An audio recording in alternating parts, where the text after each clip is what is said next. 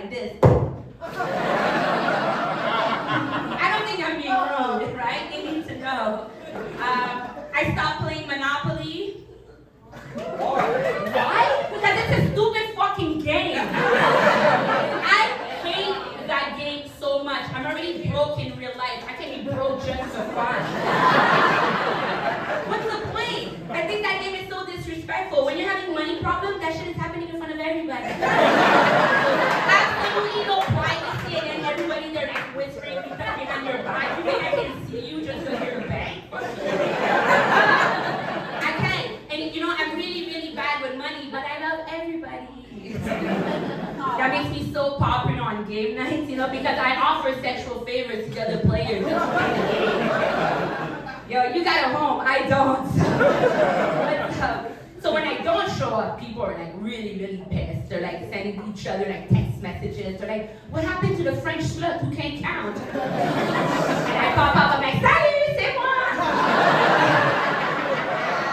That's right, you know, I'm a francophone. I know how much you guys hate us. You know francophones here? No. Literally people say no. Every time I ask, any francophone here? No. Here. You do. Nobody say no. Everybody has the same story. Oh my god, my French teacher, she was so mean. Over here, she was. Everybody sharing this one French teacher here. Come on. And then I worked with kids for a very long time here when I came here, and kids, they see French as a punishment. You know, go to your room and speak French.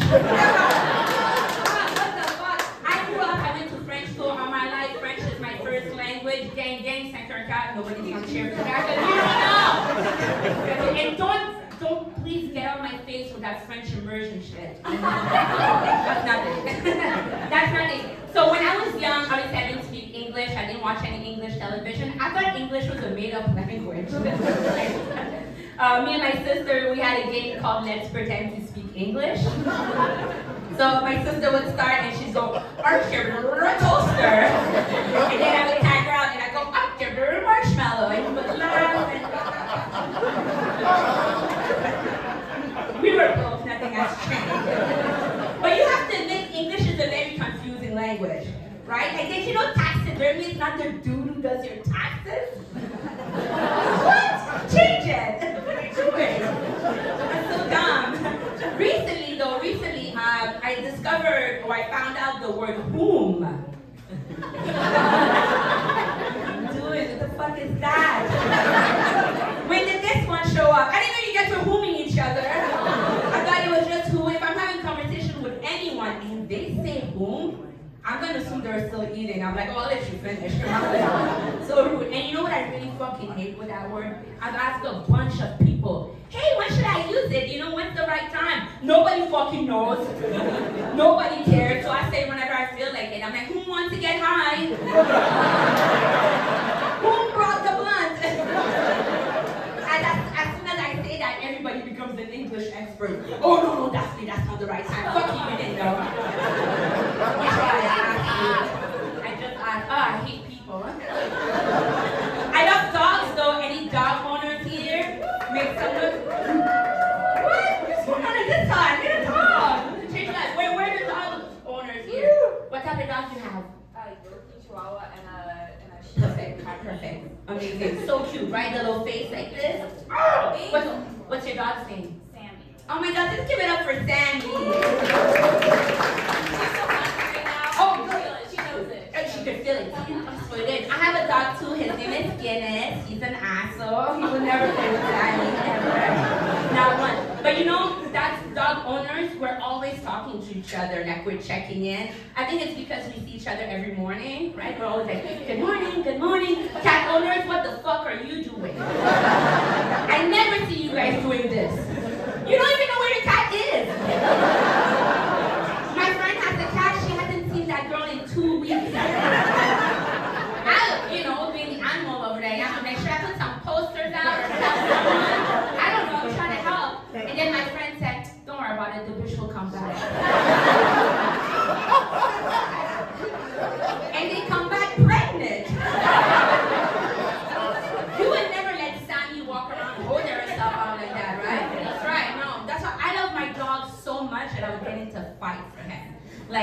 I took Guinness to like this little puppy training thing, and there was this other dog. We're gonna call that dog Cinnamon, okay? You tell me. I'm gonna tell you the story, and you tell me if I freaked out. You tell me if I was wrong. So Cinnamon and Guinness are like smelling each other's butt and stuff, you know, doing their thing. So Cinnamon started barking at Guinness.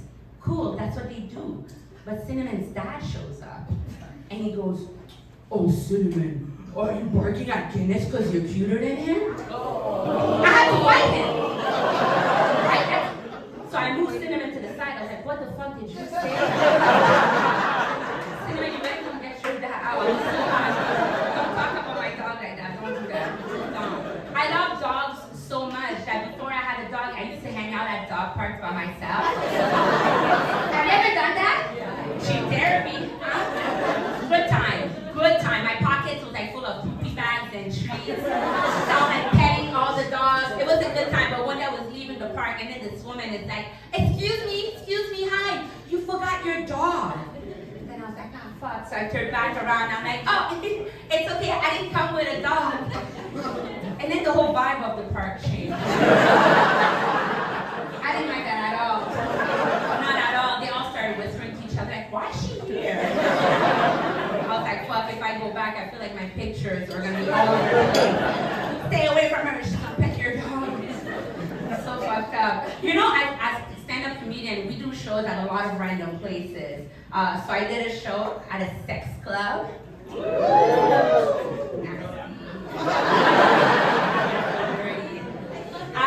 You love that? Did you say you love that for me? Yeah. Go right there. Right there. I did one at nudist park where I was naked. It was naked stand-up. You're like, oh, how come you don't have that big reaction once I was naked? You love when I was telling other people were fucking, but I'm telling you I'm naked.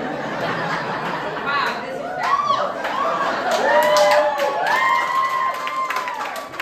Thank you. So I was naked. There was a bunch of people. They were naked. Honestly, the nakedness wasn't the hardest part. You know, it was interesting. There were times I would forget I was naked, so I would go to the washroom, and there was like big mirrors everywhere. I'd walk out, and I'd be like, oh! I guess it's supposed to happen. But the worst part was the food. Disgusting. Gross. I want you to just yell out, what do you think we had to eat? Yell out a bunch of stuff. Hot dog would make sense. Who said that? You're a smart person. We had sloppy Joe. Then I remember I told my friend, I was like, that is not a naked food. And then my friend's like, oh, what's a naked food? I'm like, you know what's not though? Something feels wrong. Make a sloppy Joe with like sauce all over your titties. Oh, what a mess. Not good. But you know, I have to say, it was very healing. Because you know, these people over there, they love their body. They're not like ashamed of it. So it makes you feel good about your body. And it just reminded me, all my life I always wanted what I didn't have. Like, I'm fascinated with people with big titties. Oh my God, give it up for all the big titty people.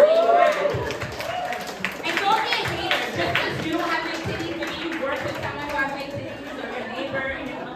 I have a question for all the big titty people. What do you guys do all day? What's your day like? If I had big titties, I would never leave my house. Every day I'd be like bouncing then.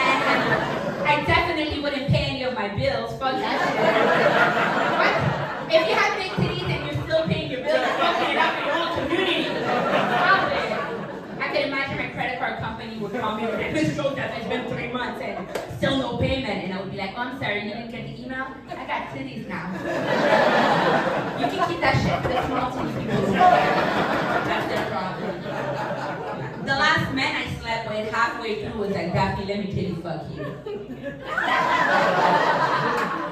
I was like, what? Are you sure?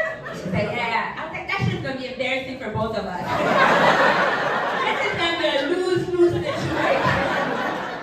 But, you know, he was into it. Like, no, come on, let's just do it. I was like, okay, but I warned him. I'm like, if I put my titties together, you get one big tit. You figure it out. I did my part, you know. It must have been okay because he comes back. So what do you think about the voice? Love it. It gets better.